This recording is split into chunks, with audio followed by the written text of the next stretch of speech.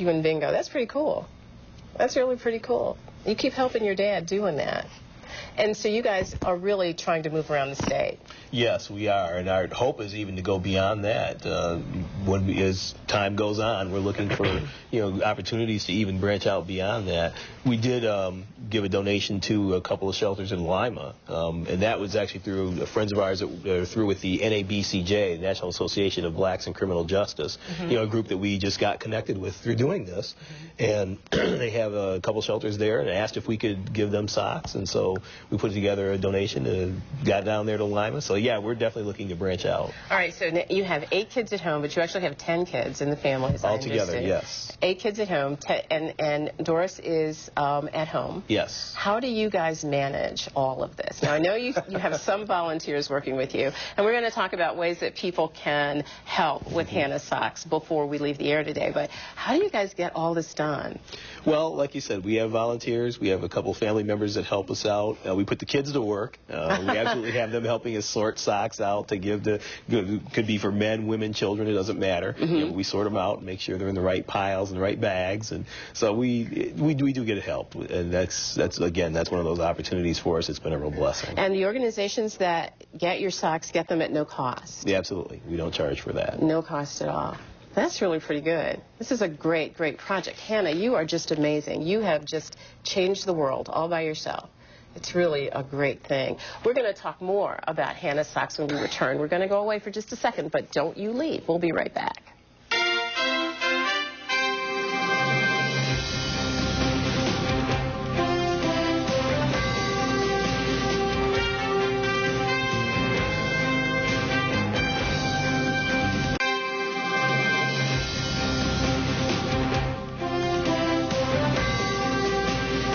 Welcome back to Bridges. We are talking about Hannah Socks, this amazing project that has collected over 20,000 pairs of socks for people who are homeless this winter season.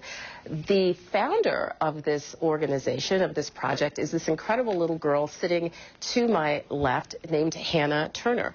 We're being joined today by Hannah Turner, her brother Caleb, who's down there on the end being just a little shy today, and her dad, their dad, Vic Turner. Thanks so much for being with us again and talking to us about this project. Now, I understand that you guys actually decided that this would be an important ministry because of the spirit of helpfulness and Hannah's spirit in trying to help this gentleman that she saw who had no socks on. Why have you decided that teaching your children to give is such an important part of their upbringing?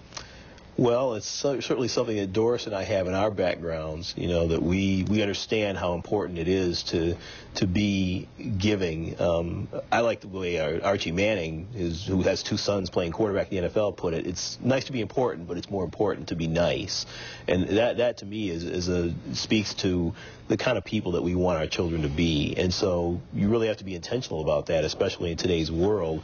If you want your children to grow up and have an understanding of other people and their needs and the compassion that we can have for them, to make sure that everyone has an opportunity to feel that they're important, they're cared about. And you guys actually spent part of your Christmas at the Cherry Street Mission this year, I understand. We did. We went there, and they had a breakfast on Christmas Day, and we went down with a lot of socks. We took some gloves, some scarves, some hats, and handed them out. And it wasn't just men there. There were women there as well. I don't know this, but I think they were from the Sparrow's Nest, the arm that they use for their women's programs. Women, yeah. And so it was really an amazing thing, to just walking around and giving people socks and gloves and hats, and how appreciative people were to get those. In fact, someone told Doris that they had just gotten into town that day and had nothing but the clothes on their back. Really? And just to know that someone cared enough to do something like that for that person was a real eye-opener for that man. Is this now your family's primary ministry?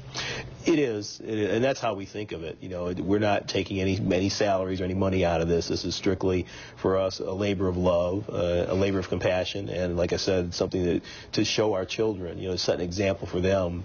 Our hope is that someday Hannah will run it herself, when she's old enough, and so that means we've got a lot of work to do between now and when she reaches the age of maturity. But, yeah, and you said earlier the kids helped in all of this, and Caleb. Yes. Hey, Caleb, what's your favorite thing? Helping with the socks. What's the favorite thing you do?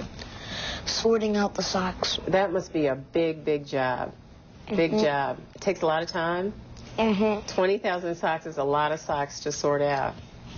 This is amazing. This project is so amazing. You are to be so commended. It's tough raising kids these days. It's really difficult raising kids, and it seems as though you guys have just a terrific focus on how you want your kids to be raised and what values you want them to have, and you are to be commended for that. The other thing that I think people don't know that I want to mention is that all of the 8 children at home are actually adopted children. Correct. Is that right? Yes. All of them adopted from the Children's Services Bureau here in town. Yeah, Lucas County, right. We began this in 1999. Doris and I took the classes that they offer, for licensing foster parents.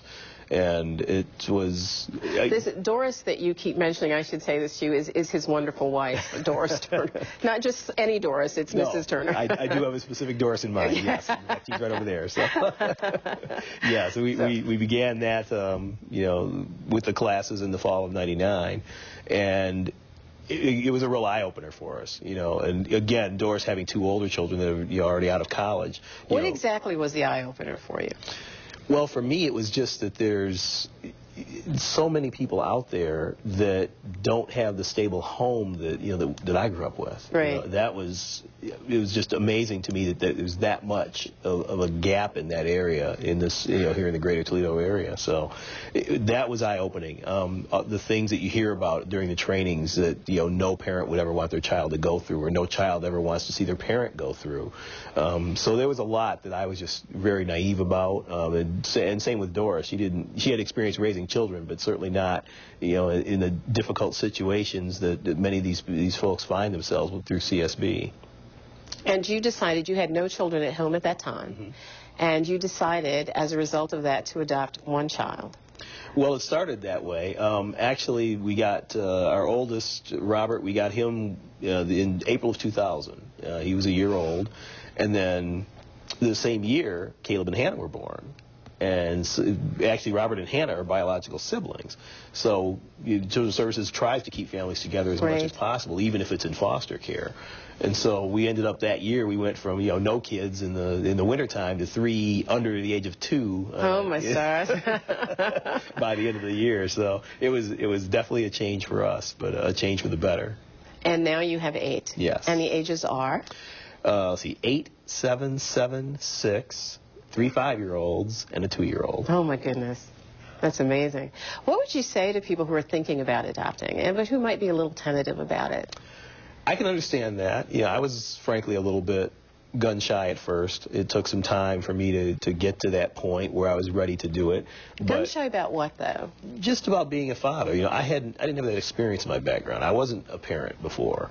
Doris really was such a blessing to me through the whole process of getting into this, because she had the experience and she helped me realize, I could be a good dad. You could do that. Yeah, I could do that. And so probably the one thing I would say to somebody who's maybe straddling the fence, thinking about it, that'd be the message maybe would be, you can do that.